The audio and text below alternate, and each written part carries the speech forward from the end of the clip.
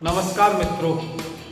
जब हम एक किसी लंबे रास्ते पर चलते हैं और कंटक युक्त रास्ता हो, उस रास्ते पर चलते चलते हमारे पैरों में छाले पड़ जाते हैं।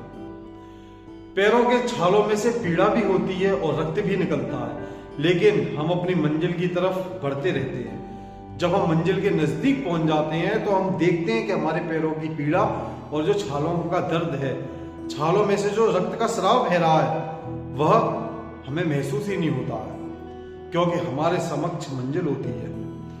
वही हाल कुछ इस देश में निवास करने वाले प्रत्येक राम भक्त का है। 500 वर्षों का वह कठिन संघर्ष, 500 वर्षों का वह संघर्ष जिसके लिए अनेक पीढ़ियों ने अपने प्राणों की आहुति दे दी। ऐसा त्याग और ऐसा समर्पण के लोगों ने यह प्रतिज्ञा ली कि जब तक राम मंदिर नहीं बन जाएगा तब तक हम पैरों में चप्पल नहीं पहनेंगे, तब तक हम सैया पे नहीं सोएंगे, तब तक हम सर पर पगड़ी नहीं बांधेंगे और सरयू के गंगा जल को, सरयू के जल को लेकर निर्मल हृदयों ने यह संकल्प लिया। क्या संकल्प लिया? कि राम लला हम आएंगे और मंदिर भव्य बनाएंगे। आज वह प्रतीक्षा पूर्ण होती दिख रही है। 22 जनवरी को भगवान राम की जन्मभूमि अयोध्या में भगवान राम लला की प्राण प्रतिष्ठा होने जा रही है। आज इस देश का पूरा माहौल राममय हो चुका है। माहौल ऐसा हो चुका है कि सबको ऐसा महसूस हो रहा है कि अवध में राम आए हैं। इस भारतवर्ष के प्रत्येक हिंदू के घर में राम आए हैं। होना भी चाहिए, क्योंकि 500 वर्षों का एक कठिन संघर्ष पूर्णता की ओर अग्रसर है और एक भव्य राम मंदिर का निर्माण होने जा रहा है। लोगों के मन में यह सवाल आता है कि कहां से क्या क्या आ रहा है।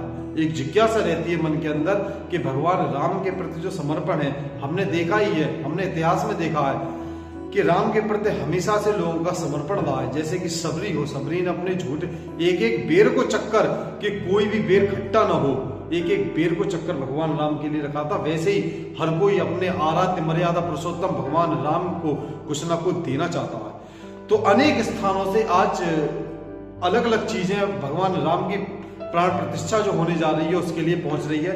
मैं एक एक करके आपको वह चीजें बताऊंगा कि कौन सी चीज कहां से पहुंच रही है और क्या महत्व है। तो जो पहले नंबर पर है भगवान राम की ननिहाल। भगवान राम की ननिहाल छत्तीसगढ़ से 3000 कुंटल चावल अयोध्या पहुंच रहा है। भगवान राम की ननिहाल छत्तीसगढ़ कही जाती है, हमें अच्छे से ज्ञात है। वहां से यह चावल की सबसे बड़ी खेप है जो अयोध्या पहुंची जा रही है। इन चावलों को इकट्ठा कोई ऐसा नहीं कि एक ही जगह से लेके आया जा रहा है। इन 3000 कुंटल चावलों को प्रत्येक जिले से इकट्ठा किया गया है। कई महीनों से यह अभियान चल रहा था कि भगवान राम की प्राण प्रतिष्ठा में जो चावल जाएंगे वो भगवान राम की ननिहाल से जाएंगे और अब वो पूर्णता की ओर है। दूसरे नंबर पर हम देखते हैं भगवान राम की ससुराल कहे जाने वाले जनकपुर, जो नेपाल में स्थित है।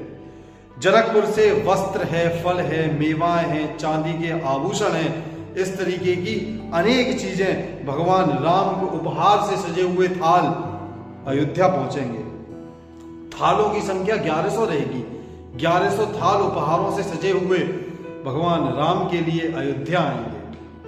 तीसरे नंबर की बात आती है उत्तर प्रदेश के जिले। जैसा कि उत्तर प्रदेश में ही अयोध्या स्थित है, उत्तर प्रदेश में एक जिला लगता है एटा जिला। एटा जिला से अष्ट धातु के बने हुए घंटा, अष्ट धातु का बना हुआ घंटा, जिसके बारे में मैं आपको बताता हूं। यह अष्ट धातु का 21 किलो का घंटा है जो कि अयोध्या पहुंचेगा। ये अष्ट धातु से निर्मित घंटा होगा और जिसे बनाने में 25 लाख रुपए की लागत आई है। यह 25 लाख रुपए की जो लागत है, इसे बनाने में 1 वर्ष से अधिक समय लगा और 400 मजदूर, 400 कारीगर इसे बनाने में लगे रहे। जो इसकी लंबाई चौड़ाई है मैं आपको बता रहा हूं, घंटे की चौड़ाई 15 फीट है और अंदर की चौड़ाई 5 फुट है। इसका वजन लगभग 2100 किलो है, जो कि जल्दी शीघ्र हमें अयोध्या में देखने को मिलेगा। ये बताया भी जा रहा है कि यह भारत का सबसे बड़ा घंटा होगा जो राम मंदिर के प्रांगण में हमें देखने को मिलेगा। अभी आपने न्यूज़ों में देखा होगा कि गुजरात के वडोदरा से अगरबत्ती लाई जा रही है। गुजरात के वडोदरा से जो अगरबत्ती लाई जा रही है वह 108 फीट लंबी अगरबत्ती होगी। 108 फीट लंबी अगरबत्ती होगी, जिसे बनाने में पंचगव्य और हवन सामग्री का इस्तेमाल किया गया है। पंचगव्य आप जानते हैं, गव्यम क्षीरम दधिघृतम गौमूत्र गोमयम यदा एकत्र योजितम तुल्यम पंचगव्य महेयोच्यते। यानी गाय की जो पांचों चीजों को मिलाकर और हवन सामग्री को मिलाकर यह इतनी बड़ी अगरबत्ती बनाई जा रही है जो कि 1.5 महीने तक लगातार जलती रहेगी अगर उसे एक बार प्रज्वलित कर दिया तो। ऐसा अनुमान है कि वो 22 जनवरी को प्रज्वलित की जाएगी और उससे 1.5 महीने तक वो अपनी सौगंध पंचगव्य और हवन सामग्री से बने हुए जो सुगंध है वह 1.5 महीने तक उस वातावरण को सौंदर्य से भरपूर करती रहेगी। यह 110 फीट लंबे रथ के साथ अयोध्या लेकर आई जाएगी वडोदरा से। जो अगला है, राम मंदिर की प्राण प्रतिष्ठा के बाद जो भगवान राम की चरण पादुकाएं हैं, भगवान राम की चरण पादुकाएं इस समय पूरे भारत में घूम रही हैं, भारत के प्रसिद्ध मंदिरों में घूम रही हैं। रामेश्वर से बद्रीनाथ तक जितने भी फेमस मंदिर हैं, जितने भी प्रसिद्ध मंदिर हैं, उसमें विभिन्न प्रकार की पूजा अर्चनाओं के साथ राम जो भगवान राम है उनकी चरण पादुकाएं जा रही हैं, वहां पर उनकी पूजा पाठ हो रही है। उसके बाद वह अयोध्या में पहुंचेगी। इसको बनाने में जो योगदान है, जो चरण पादुका का निर्माण है, वो हैदराबाद के श्री चल्ला श्रीनिवास शास्त्री ने तैयार किया है। यह चरण पादुकाएं पूरी जो पूजन विधि है, जो प्रसिद्ध मंदिरों में पूजन विधि है, उसके साथ 19 जनवरी को बताया जा रहा है कि ये अयोध्या पहुंच जाएंगे। रामेश्वर से बद्रीनाथ तक प्रसिद्ध मंदिरों में यह विभिन्न पूजा विधि एक से एक बड़े संत और महान प्रकांड विद्वान पंडितों के द्वारा जो पूजा कर्म कांड के साथ इन पादुकाओं का पूजन हुआ है, उसके बाद ये अयोध्या में पहुंचेगी। अभी अभी हमने देखा कि 600 किलो घी जोधपुर से, जो कि 22 नवंबर से चला था, तांगों में चला था, आज वो वहां अयोध्या पहुंच गया है। 600 किलो घी जो अखंड ज्योति जलने में उसका उपयोग लिया जाएगा।